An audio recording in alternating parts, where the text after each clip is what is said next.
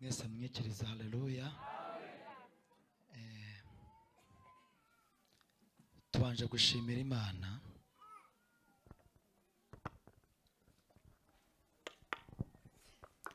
dushimiye Imana yaturinze twese, tuyishimiye aho igejeje ikora. Si amaboko yacu, si n'ubwenge bwacu, ahubwo ni kubw'umwuka wera w'Imana. Kumenya icyo ngicyo ni kikubera imbaraga, ntabwo burabuhagarara. Hanyuma ndabasuhuje mwese, mwimvemo ikaze. Dushima umuzo wa gahunda wampaye umwanya unyakiye kugira ngo tugane ijambo ry'Imana. Nanjye mbahaye ikaze mu ijambo ry'Imana. Imana ibahe umugisha. Nitwa Patrick Niyonsenga, ndi umugabo ndubatse, mfite madamu n'umwana. Hanyuma ndi umukristo mu itorero rya Biryogo hano hakurya, ariko nanjye Imana yampaye umurimo hano kuwa mbere, mfatanya n'abantu b'Imana, abantu beza, tukagira ibihe byiza hano kuwa mbere. Imana ibahe umugisha. Hanyuma mboneyeho kubifuriza umwaka mushya muhire. Uyu ni umwaka ukomeye kandi mwiza, ugizwe n'imibare 4 nk'uko tubizi, 2 0 2 3. Iyo uyiteranije avamo umubare 7. Ni umwaka w'ubuhanuzi ku bantu b'Imana, basenze Imana, babanye n'Imana. Imana izabana nabo mu buryo bwuzuye. Nimba warabanye n'Imana neza, akaba nta kibazo mufitanye, uyu mwaka witegura kubana nayo mu buryo bwuzuye, kandi uzajya usarura ibyuzuye.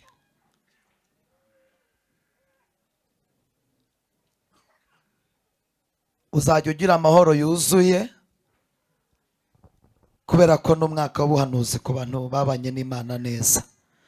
Rero reka dusome ijambo ry'Imana, ntabwo ndi butinde. Dusome ijambo ry'Imana mu gitabo cy'Abacamanza. Abacamanza igice cya 11. Turahera ku murongo wa mbere, twihute. Ni paje 243. Abacamanza igice cya 11, duhere ku murongo wa mbere. Ndashaka ko twese tuhagera. Dusome mu izina rya Yesu. Titire y'amagambo iravuga ngo Yefuta atoranirizwa kuba umucamanza wabo. Nuko Yefuta w'Umugereyadi yari umunyambaraga w'intwari, kandi yari umwana wa maraya, kandi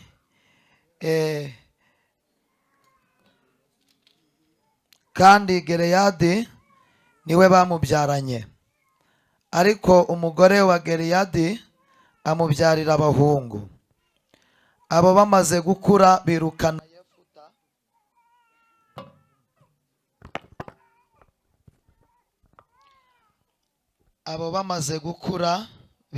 Yefuta. Baramwerurira bati, nta mugabane ufite mu bya data, kuko uri umwana w'undi mugore. Nuko Yefuta ahunga bene se, ahungira mu gihugu cy'Itobu aturayo. Maze Yefuta ateranya abantu b'ingunguzi, bakajya batera abandi. Hahise iminsi, Abamoni barwanya Abisiraheli. Nuko Abamoni bakibarwanya, abakuru b'i Galeyadi batuma kuri Yefuta ngo acikuke ave mu gihugu cy'Itobu. Baramubwira bati, ngwino ubu umugaba wacu, tubone uko turwana n'Abamoni. Yefuta abwira abakuru b'i Galeyadi ati, mbese si mwe mwanyanze mukanyirukana mu bya data? Niki gituma muza kunshaka ubu, kuko mubabaye? 8. Imana ihabwe icyubahiro. Nuko abakuru b'i Galeyadi basubiza Yefuta bati, igitumye tuguhindukiriye ubu ni ukugira ngo tujyane tubone kurwana n'Abamoni. Nitumara gutsinda uzaba umutware wacu utwara abatuye i Galeyadi bose. Yefuta arababaza bati nimunsubiza iwacu kurwana n'Abamoni, Uwiteka akabangabiza, nzaba umutware wanyu koko? Baramusubiza bati Uwiteka abe umuhamya hagati yacu nitudasohoza ibyo uvuze. Mwakire neza ijambo ry'Imana. Iri ni ijambo ry'Imana, ntabwo ari ijambo ryanjye. Hanyuma niwizera rirakora icyo Imana ritumye mu buzima bwawe. Hanyuma uri umuntu Imana ikunda kandi yifuriza ibintu byiza byose biriho ku isi. Bibiliya iravuga ngo nta kintu cyiza Uwiteka azima abagenda bagize gute? Batunganye. Uwiteka hari icyo ashinzwe kugukorera. Mwese mu ndebe hano hari icyo ashinzwe kugukorera, ariko nawe hari icyo agutegeka gukora kugira ngo bimworohere,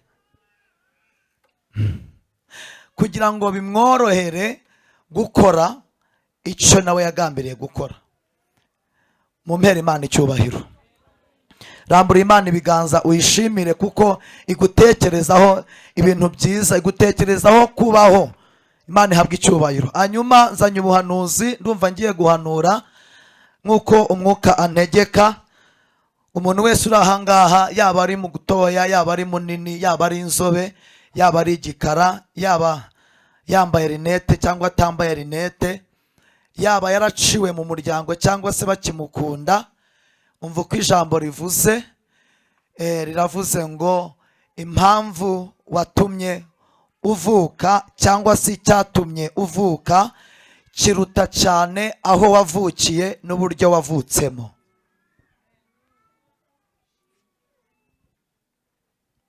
Kubyumva bishobora kukugora.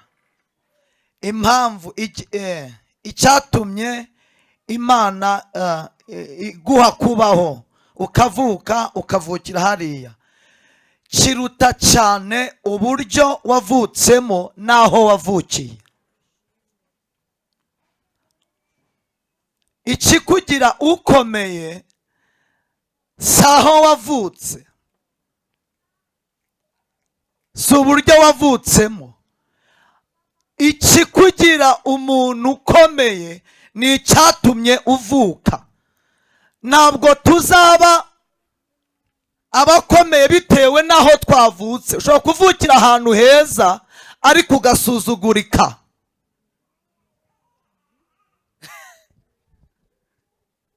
Ushobora kuvuka neza ukavukira mu maboko meza. Murabizi ko hari umuntu uvuka bakavuga kabisa aravutse. Muri aho kavuga uriya mwana uvutse agize ate? Ko mutanyikiriza, agize ate? Aravutse bitewe n'abamubyaye n'amaboko amucikiye. Ariko icyo ngicyo si cyo Imana iheraho, ahubwo igitumye Imana igushyira ku isi nicyo kizatuma Imana ikurinda.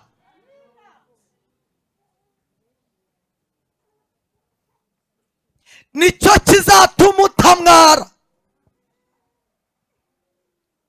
Nicyo kizatuma udakorwa n'isoni. Nicyo kizagukomangira aho utabasha kwikomangira. Ndafashijwe. Nicyo kizagukingurira urugi.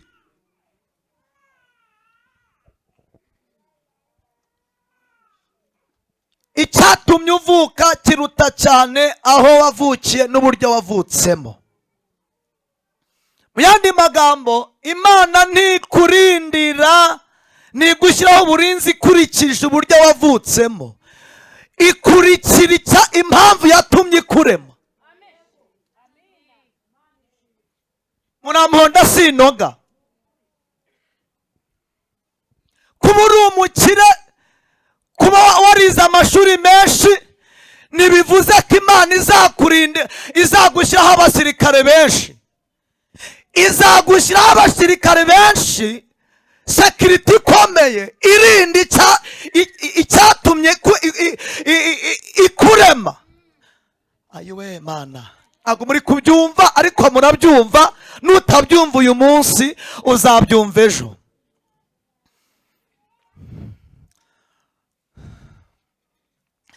Uyu mugabo dusomye Bibiliya yatubwiye ngo ni Yefuta. Hanyuma Yefuta afite amateka yihariye. Mwese mundebe hano kandi buri wese andebe anasenga kugira ngo Imana ivugane nawe. Hari igihe abantu bakora ikosa, umwigisha akigisha ari wenyine, abantu bamureba bamuseka, bakamuharira ikibuga. Ushinzwe kumyumva ariko ukanasengera kugira ngo Imana ivugire muri nge, wakira ibyivuze. Hereza Imana icyubahiro. Ntabwo nshaka kuvuga ibyanjye, ndashaka kuvuga Nicola Bonestas.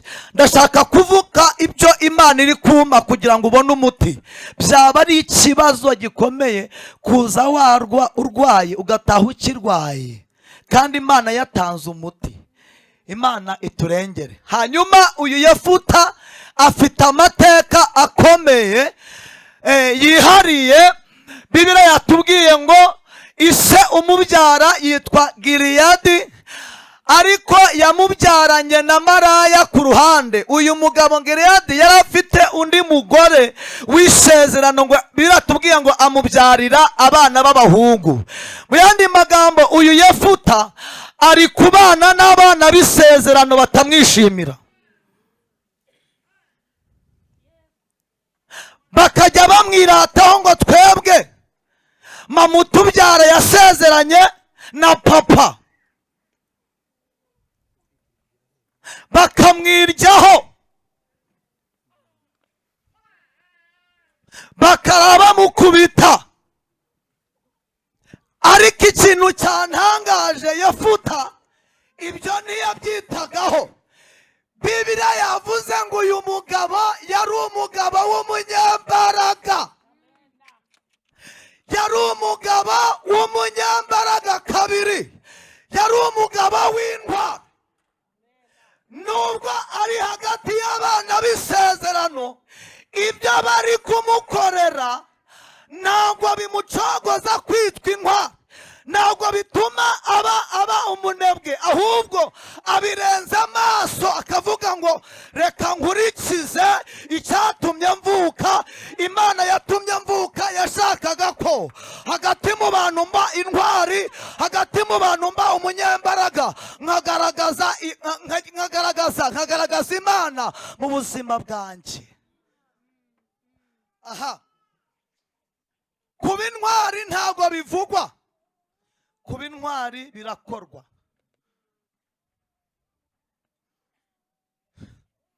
Nta ntwari y'amagambo ibaho. Hari umuntu mwumvira ngo utiye uriya muntu yawe yari intwari, yaravugaga kabisa, kwari ukuvuga. Intwari igihe cyose yarakoraga.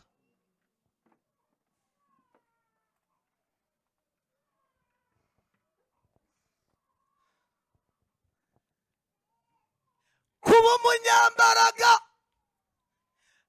ntabwo bivugwa, ni ibintu umuntu agaragaza akora, hanyuma bakabimwandikaho bakavuga ngo Filiberi nubwo ari umukene ariko mu itorero arakora, ni umunyambaraga, ni intwari muri korari.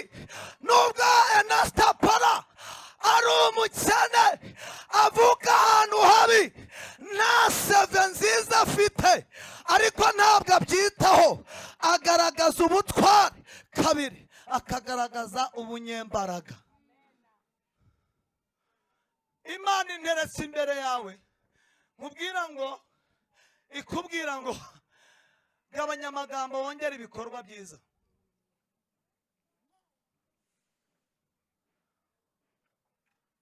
Garagaza ibikorwa byiza, shenga unakora,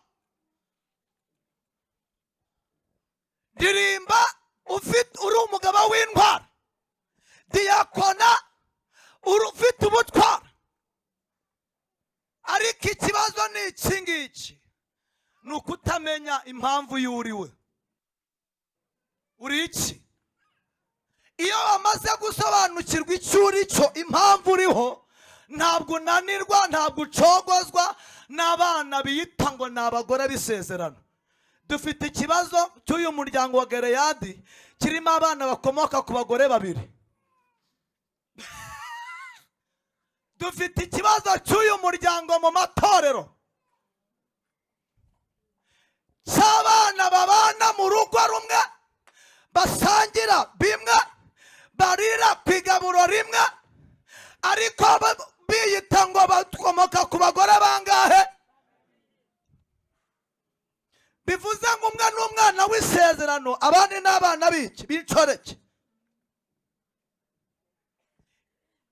Korari irimo aba bana bakomoka ku bagore babiri ntishobora kugira amavuta. Abadiyakoni bavuga ngo umwe ni uwakwa, undi ni uwa mu majyaruguru, undi ni umusinga, undi ni umuhutu, undi ni umututsi. Ibyo ngibyo ntibyatuma umwuka w'Imana amanuka ngo abe mu bantu. Turasaba Imana muri aya materaniro ngo uwo mwuka utsindwe mu izina. Teje ikibazo. Ntabwo uyu musaza yasinzira abana bari kurwana. Yasinzira ate? Mworohera abasaza. Ko mwatumye abasaza badasinzira? Birirwa baratuha ngo murakoze. Bwacyaye mu gitondo biriya niko yatubwiye nihute ngo abana b'umugore w'isezerano bakora inama rwihishwa, baravuga ngo ntabwo twitaye ntabwo twitaye ko ari umwana duhuje papa,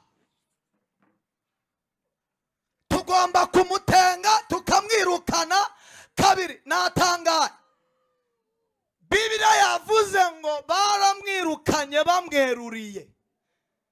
Yewe we, abantu biyita ngo n'abana b'isezerano, umugore w'isezerano,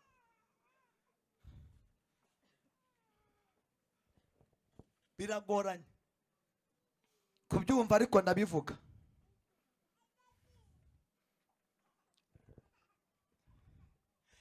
Impamvu muri kubona ibintu bimeze gutya hirya no hino mu matorero, biri guterwa n'abana bakomoka ku mugore witwa ngo ni uw'isezerano, abiyita abayuda atari bo. Niba bari kwangiza ibintu, nibo bari gutuma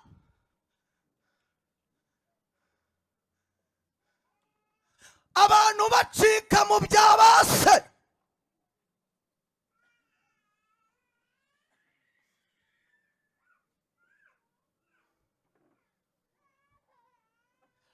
Umwuka wo kwicamo ibice ntabwo utuma umwuka w'Imana aza mu bantu. Imana ntiyaba mu bantu b'abanyabice.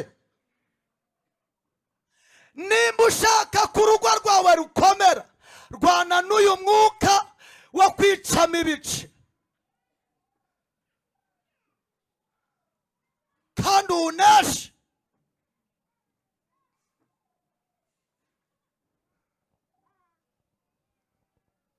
Ngo baramwirukana bamweruriye. Uko nguko nshaka ko, uko nguko muri kureba niko nshaka ko mumera.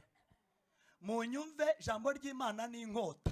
Nta muntu bajya babaga ngo avuze impundu cyangwa akoma amashyi. Enipa eta edosiriwi eno perebasi. Dufite ikibazo cy'uyu muryango w'uyu musaza witwa Gereyadi, kubera ko nawe yakoze ikosa ryo guca inyuma. Guca inyuma wabagize gute? Washakanye. Umukristo uca inyuma y'itorero akava mu itora akajya guhaha ibindi bintu, akajya guhaha izindi mbaraga, akazana indi mico akayizana mu itorero. Ibyo nabyo ni ikizira, ntabwo byemewe. Uramenye ntukabe umukristo uca inyuma itorero.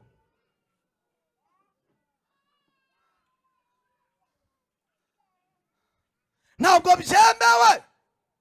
Nimba ufite uw'isezerano, gumana nawe, kuko numuca inyuma ntabwo abana bazamererwa neza, bazahora bashwana. Imana ikuvumburire uko uteye.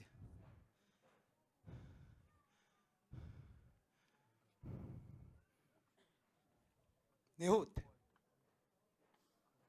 Bibiliya yatubwiye ngo bamwirukana, bamweruriye, baramubwira ngo turakwirukanye kubera kuvuka ku mugore wundi. Icya kabiri bamubwiye ngo nta mugabane ufite mu bya data. Yefuta arangije arabyumva. Bibiliya yatubwiye ngo ahungira i Tobu. Ngahungira he? Mwese muvuga ahungira he? Yahungiye i Tobu. Hanyuma ntabwo impamvu ituma ndiho, nta muntu ufite ubushobozi bwo kuyinkuramo. Niyo unyirukanye, unyirukana mu byo ubona, hanyuma yo kuko itagaragara nkayimukana. Mana himbazwe. Impamvu igitumye ndiho, icyatumye Imana indema ikashyira ku isi, nta muntu wakinyirukanamo kuko ntakibona. Ndashimira Imana ko yagihishe. Hereza Imana icyubahiro, hereza Imana icyubahiro. Ubuzima bw'umuntu ntabwo Imana yabwubakiraho amaso y'abantu abona. Ndashimira Imana ko yabwestaye aho amaso y'abantu atagera. Nicyo gituma na 2022 tuyirangije, tukaba tugeze muri 2023. Dukomere Imana amashi. Tukaba tugeze no muri 2023. Nuko icyatumye tubaho, Imana yagihisha abanzi bawe. Narimvuze ngo Imana yagihisha abanzi bawe. Hereza Imana icyubahiro kandi rambura Imana ibiganza, rambura Imana ibiganza, rambura Imana ibiganza. Icyatumye tubaho, igituma tubaho, igituma tugenda, igituma duhumeka, ntabwo Imana yacyereka abanzi bawe.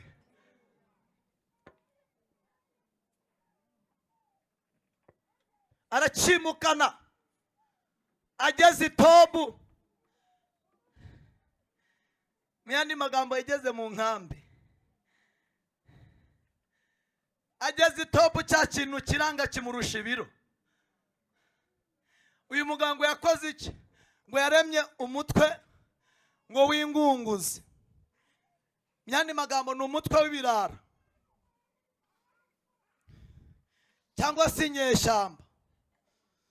Uyu nguyu Yefuta yari umurwanyi. Ahageze ngo areba abandi basore, aravuga ati oya, ntabwo ubwo banyirukanye mu bya data, si igihe cyo gusebya aho mvuye, ni igihe cyo kugaragaza uwo ndi we, hanyuma bikazamenyekana ko ndi umunyembaraga nubwo banyirukanye. Ntabwo muri kubyumva, murabyumva ariko iyo umuntu akuwe mu byase akajya i Tobu, si igihe cyo gusebya abamwirukanye, ahubwo ni igihe cyo gukora, hanyuma bikamenyekana nubwo bamwirukanye mu byase ko yababayemo ari umunyembaraga, yababayemo afite amavuta, yababayemo akenewe. Ageze i Tobu ngo arema abana b'ingunguzi, abasore, ngo bakajya batera abandi, uko batera bagatsinda, uko batera bagatsinda, uko batera bagatabarukana ikintu bita intsinzi. Ibyo biramenyekana, bigera muri ba bandi bamwirukanye. Natangariye Imana. Imana ishaka kugukora marketing buriya. kukumenyekanisha ntabwo ibura uburyo muri mu bicariko niwikorera marketing nushaka kwimenyekanisha uzasenyuka utaramenyekana. Ntabwo byumvishije. Nushaka kwimenyekanisha uzasenyuka utaramenyekana.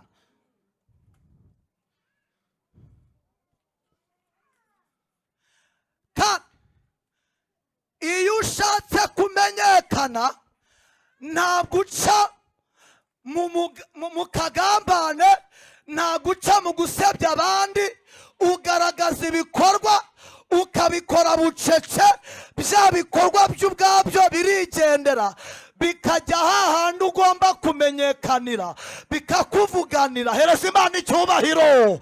Bikakuvuganira ukazagaruka uri uwundi.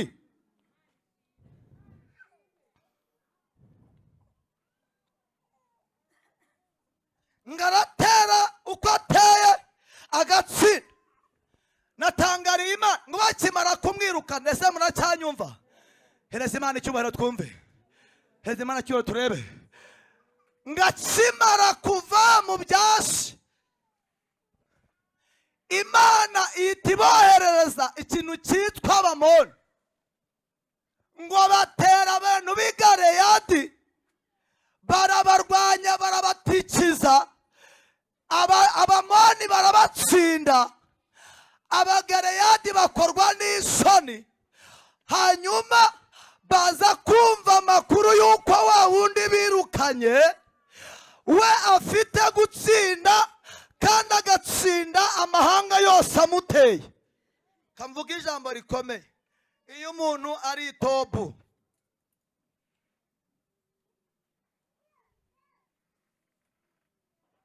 bisubiremo, si igihe cyo gusebya abamwirukanye cyangwa si igihe cyo gusebya aho yavuye. Ntabwo abonaho kujya kuri YouTube avuga amagambo ateye isoni yo gusebya aho yavuye. Ukurushaho gusebya aho wavuye ntabwo wakugirira icyizere, bizatuma utinda itobu aho bita mu nkambi. Ntihagire unzimuza. Itobu ntabwo basakuza, barakora.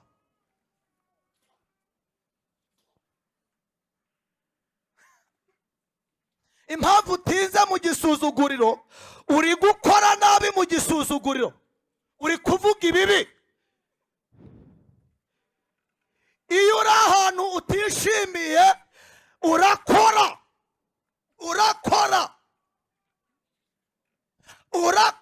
bikamenyekana.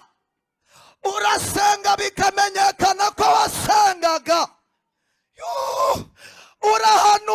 Urahanura bikamenyekana ko wari umukozi w'Imana nubwo ari abakuvuyeho. Wegera Imana mu buryo budasanzwe. Ntabwo ujya mu bitangazamakuru ngo usebye abantu. Oya, izo ni inzira zawe, si inzira z'Imana. Kandi amateka Imana izahindura nayo yemeye kucamo, ayo wishizemo ntizayahindura. Subiremo. Amateka Imana yemeye kucamo ugira niyo izahindura, ayo wishizemo ntabwo izigera iyahindura. Itobu barakora bikamenyekana, itobu barasenga bikamenyekana, itobu bararirimba bikamenyekana, itobu iyo uri umunyabwenge icyo ukoze kiratsinda, ntabwo kijya gitsindwa. Bakristo bene data, hereza Imana icyubahiro nkubwira ijambo rikomeye. Ndakwifuriza ko uyu mwaka icyo uzakora cyose cyiza kizabonekamo intsinzi y'Imana. Zamura cyane, haleluya. Ndakwifuriza intsinzi y'Imana. Anikota bonema shakita abore fo ikanima akota diwi fo enos. ndakwifuriza gutsinda. Musore mukobwa, ndakwifuriza gutsinda uyu mwaka. Umwaka ushize waratsinzwe, ariko Imana iguhe gutsinda. Mubyeyi mugabo uri ahangaha, akira intsinzi y'Imana. Irambura ibiganza byawe, akira intsinzi y'Imana, akira gutsinda mu izina rya Yesu. Komera Imana amashyi menshi. Itabu ukwiye gukora kuruta kuvuga. Si uwo mwanya wo kujya mu bitangazamakuru ngo usebye, ngo uvuge ngo baranyanze. Ibyo se bizahindura iki? No. Urakora. Bibiliya saza yatubwiye ngo bimaze kumenyekana ngo abakuru b'i Galeyadi, aba bakuru barakenewe mu itorero muri iyi minsi ya none. Nasomye mu gitabo cya mbere cya Samweli igice cya 11 here ku murongo wa mbere, hari ijambo rivuga ngo Nahashi w'Umwamoni, abantu b'i Yabeshi Galeyadi ngo baramusanze baramubwira ngo dusezerane isezerano yuko tuzagukorera. Arangije uyu Nahashi w'Umwamoni aravuga ngo kugira ngo nzabatabare, kugira ngo nzabarengere, ndashaka yuko mbanogoramo amaso y'iburyo. Ko musinzire mwese murebe hano, mbanogoramo amaso y'iburyo, hanyuma bihinduke igitutsi mu Bisiraheli bose. Aba bakimara kubyumva ngo abakuru b'i Galeyadi, babasaza bakuru, baravuga ngo hoya bubaye uretse gato uduhe igihe gitoya tubanze twohereza intabaza mu gihugu cyose cya Isiraheli. Nitubura udutabara tuzaza utunogoramo amaso. Itorero ridafite abakuru, korali ridafite abakuru, harimo abana gusa. Abana bakunze ibintu byoroshye, wabanogoramo amaso mbese ukaba amataci, nta kibazo babwiye bafite taci, nta maso bafite. Ntago bita ku maso, bita ku musaruro, bita ku byo bari gusaba. Iyo babonye ibyo basabye babyakiye, iby'amaso ntago babyitayeho. Iby'amaso ntago babyitayeho, ariko amaso y'iburyo afite igisobanuro. Aba bakuru impamvu bakenewe mu itorero, bazi agaciro k'amaso y'iburyo, bazi amateka y'amaso y'iburyo, bazi umusaruro wo gutunga amaso y'iburyo, bazi neza ko amaso y'iburyo iyo bayafite barasenga bakumvirwa. Ntabwo ushobora kumvirwa ay'iburyo yaranogotsemo. Muramonda sinoga.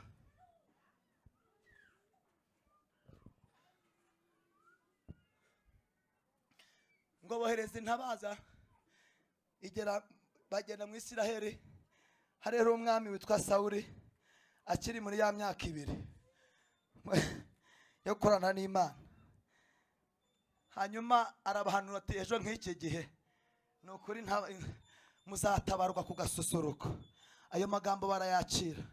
Abantu b'Imana baratabawe kubera impamvu yo gutunga, kubera ko batunze abakuru.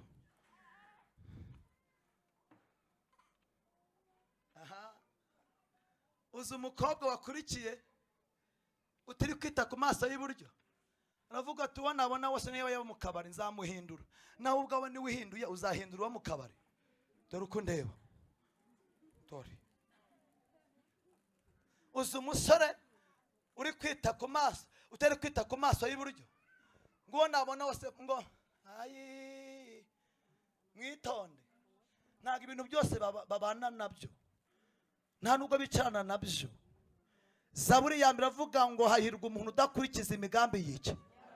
Nticarane n'iki mama. None ngo mu nzu y'Imana ngo nta rukundo rukibamo, ererererere ngo basinzira bafite urukundo, ngo baratanga, ngo barakugura agacupa. Uzahaga ariko ay'iburyo bafite papasi yo kukunogoramo ay'iburyo. Nimba ujya ngo ndakubeshya, uzabaze uyu musore waterese uyu Mufilisitiyakazi yitwa ndera Samusoni. Uzamubaze, yitaye ku kibero gusa n'ubwiza, ariko umusatsi barawogosha. Murinde imisatsi yanyu torero, rinda umusatsi. Igituma usenga kirinde, igituma uririmba kirinde, igituma uhanura kirinde, kuko satani nicyo ari gushaka. Nukimugaragariza rero aragusahura. Yesu yaravuze ngo umujura ntazanywa n'ikindi keretse kugira gute ibintu bitatu: kwiba, kwica no kugira gute. Ndakwifuriza uyu mwaka Imana ikwimane ntuzibwe, Imana ikwimane ntuzarimburwe. Komera Imana amashyi. Imana ikwimane ntuzibwe. Wa mubyeyi we ntuzibwe, wa mupapa we ntuzibwe, wa rubyiruko we ntuzibwe. Satani mwime, wimukingurira umuryango umutima wawe gusa Imana, kugira ngo ikurindire do palasi ego, kurindira muri isi.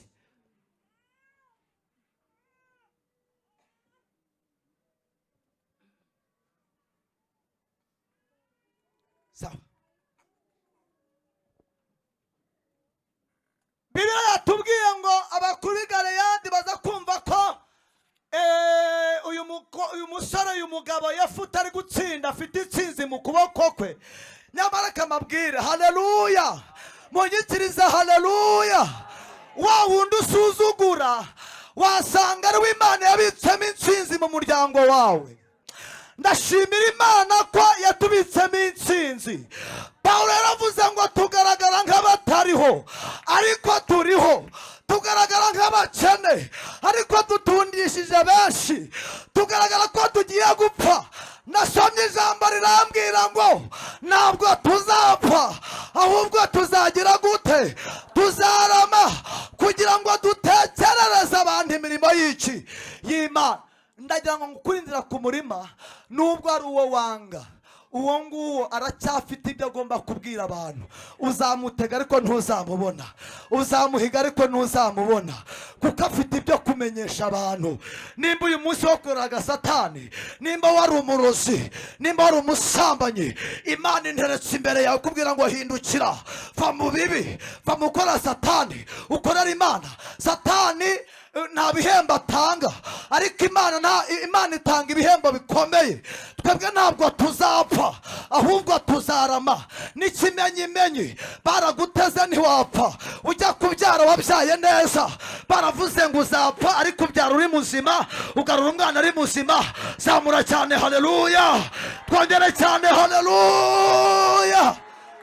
Icyo nicyo gituma dukomera.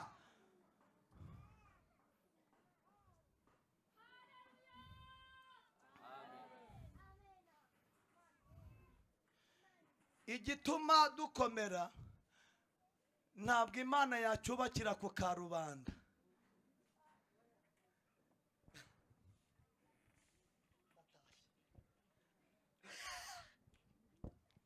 Igituma nkomera, igituma itorero rikiriho ryararwanywe, igituma ntabwo Imana yacyubakiye ku karubanda. Imana ntiyacyubakira Nyabugogo, kirahishwe, gifite fondasiyo ikomeye. Umva, niyo mpamvu Yesu yavuze ngo itorero ry'Imana ryubatse ku rutare. Bene data, hereza Imana icyubahiro. Naho amarembo y'ikuzimu, iryo ni isezerano ritazigera rivaho. Naho amarembo y'ikuzimu yazikuka, ntabwo azagira gute, ntabwo azarishobora. Hanyuma nagira ngo munyemere twandikiye zeru Satani, mwandikire zeru, tumwandikiye zeru, tumwandikiye zeru muri aya materaniro.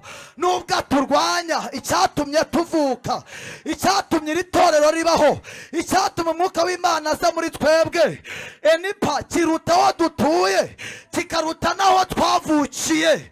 Kuko ikitugira abakomeye si aho dutuye, ahubwo n'uburyo cy'Imana ituremyemo.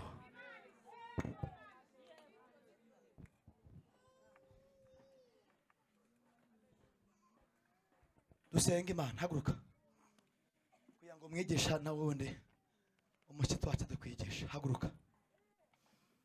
Naritangiye ubuhanuzi. Hari abantu babwakiriye. uhereye none ahangaha Imana interetse imbere yawe nkubwire ngo ntuzongere kwemera intege nke zawe ko zikorera muri wowe. Emerera imbaraga z'Imana ziperformingire mu buzima bwawe. Uhereye none ahangaha ntazagira wongera kugusuzugura nimba ugihamanye n'umwuka w'Imana kuri umwana w'Imana. Satani agusuzugura gute? Negera umusozo Yefuta bamugaruye, yagaruwe n'abakuru b'i Galeyadi. Umvira ijambo rikomeye mwese munyumve. Amaboko yamujyanye i Tobu, Imana yarayanetralije kugira ngo agaruke. Yazanye amaboko y'abakuru kandi agaruka atakitwa Yefuta wari usanzwe, agaruka yitwa umucamanza kubera intsinzi.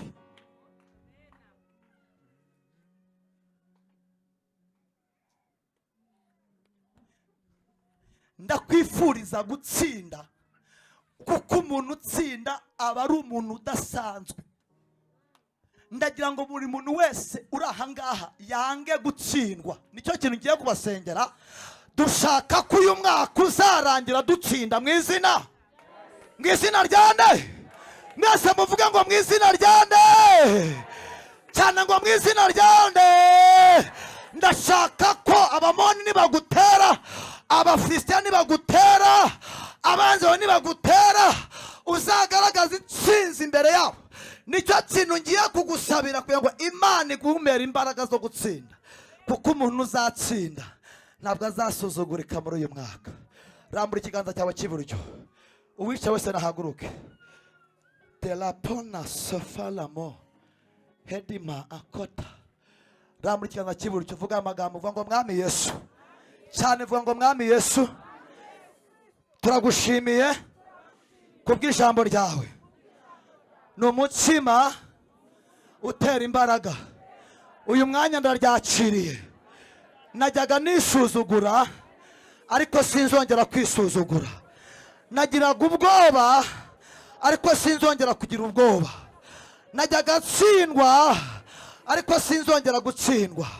Vuga ngo Mwami Yesu, nakiriye ijambo ryawe rizima muri aya masaha ngezemo. Rimpindura ukomeye, rimpindura ushoboye, rimpindura umunyembaraga. Vuga ngo Mwami Yesu, vuga ngo Mwami Yesu, narintuye mu gihugu cy'ubutayu, ariko uyu munsi wa none nyimara kwakira ijambo ryawe rizima, ngiye mu gihugu cyera, ngiye mu gihugu cyera. Ngarutse mu gihugu cyanjye, ngarutse mu murimo w'Imana, ngarutse mu baririmbyi. Nari naravuye mu kidiyakoni, ariko uyu munsi wa none ngarutse mu kidiyakoni. Nari naratse kubwiriza, ariko uyu munsi nzongera mbwirize. Vuga ngo Mwami Yesu, warunzi uko nari nteye, ariko birahindutse. Vuga ngo birahindutse, cyane ngo birahindutse, cyane birahindutse. Inzozi zanjye zirahindutse, ibyo navugaga birahindutse, ubuzima bwanjye burahindutse, ingendo yanjye irahindutse. Ntabwo nzongera kwibona, ntabwo nzongera kwirya, ntabwo nzongera kuvuga nabi. Nzajya ngukorera. Vuga ngo Mwami Yesu, ngukomeye amashyi, nkuvugirije impundu. Turagushimiye Mwami wacu Yesu, turagushimiye kuko uri mwiza. Ijambo ryawe nitabaza uyu mwanya mwiza, Mwami nyir'ibihe Imana. Tukimara kuryakira tugukomeye amashyi. Buri muntu wese umugenzi uko ushaka, buri muntu wese umugaruye muri gakondo, kandi uturinde Mwami wanjye gutsindirwa. i Tobu, urakoze kudukuye mu buhungiro. Hereza Imana icyubahiro, hereza Imana icyubahiro. Imana ikuye abantu mu nkambi, hereza Imana icyubahiro. Ahantu wari ukambitse hari habi, abademoni bagushize mu mubabaro, wari ukambitse mu mubabaro, ukambitse mu ntambara, ukambitse mu bukene, ukambitse mu bukode, ariko Imana ivuganye nanjye ijambo rikomeye muri aya masaha. Imana igukuye mu nkambi. Zamura cyane haleluya. Ababyakiye muzamura haleluya cyane. Imana igukuye mu nkambi wa musore we, hereza Imana icyubahiro. Wa mubyeyi we, hereza Imana icyubahiro. Imana igukuye mu nkambi, garuka mu byaso, garuka mu byaso, garuka mu murimo. Hobera nk'abantu nka batatu babwire ngo Imana itugaruye mu byacu. Nka batatu babwire ngo Imana wishime unezerwe.